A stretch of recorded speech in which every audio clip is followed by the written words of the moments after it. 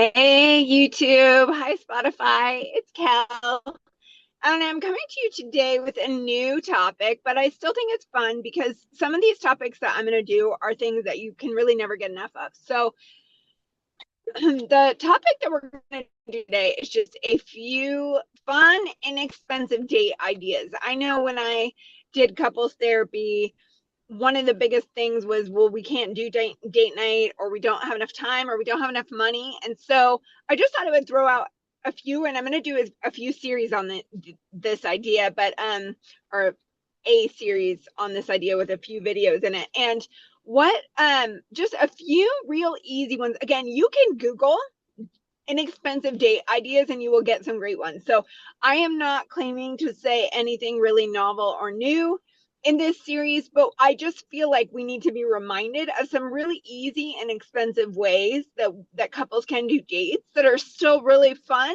and still but also can be inexpensive, because a lot of times the date ideas can be expensive. And we'll start with like the okay, so one of the ones that's been really popular lately is the whole paint and sip idea. And by the way, if you can hear anything in the background, it's my cats eating. So hopefully it's not too loud. But so the first one, a lot of times people are doing like paint and sip, things, and the idea of obviously going out is important. But even if you can't go out, another version of that, and this sounds funny, but it's very oddly therapeutic and fun, is doing a at home like coloring book and sip, or whatever you want to do, if you want to have cocktails with it or not. um but it goes along with the paint and sip idea when you go out, except it's just a cheaper version. And believe it or not, I've had a lot of clients through the years say that adult coloring books are very therapeutic for them and reminds them of when they were young. It's basically, it's a form of play. And so it can be oddly therapeutic and calming and soothing and fun to do with your partner. So you might see how you guys, do art differently, but it's an easy way without having to spend a lot of money, because a lot of times, art supplies can be expensive. So even just an adult coloring book, even a kid's coloring book, but really like an adult coloring book would be perfect, because it does require some thought and some it can be more intricate, and so you get more creative with it, but that can be very calming, and it can also be just a bonding activity. So that's one. Another one is, obviously, again, this is not novel. This is very generic, to be honest.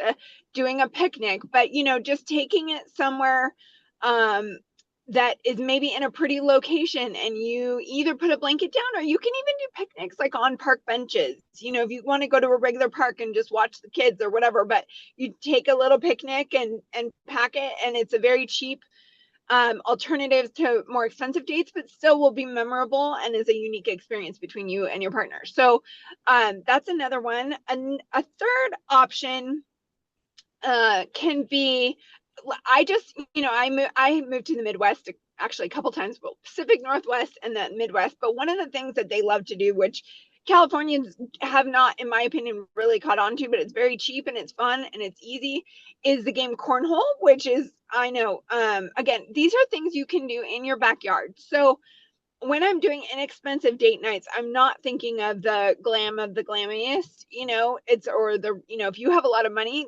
still, you might still think these are fun, but these are just fun ones to do when you don't have a lot of money, or you're watching your budget, you're trying to spend money better. So cornhole can be another one.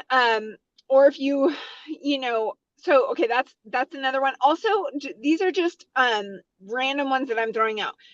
This might not sound like a date to you, but an after dinner walk, especially if you do it consistently, can be a very romantic thing to do with your partner. You debrief the day. You hopefully are in like some kind of pretty circumstance. Maybe you go to a park, or maybe you have tree lined streets or whatever. But when the sun's setting, it's just a nice way to bond with your partner. It can feel like a mini date. So that's a very cheap one. And then also another idea that I just want to throw out there is going to like a flower farm. If you have any flower farms near you, you can Google it, but it's unique. And sometimes you either pick your own flowers and make a bouquet, or you can just walk around or go to flower gardens.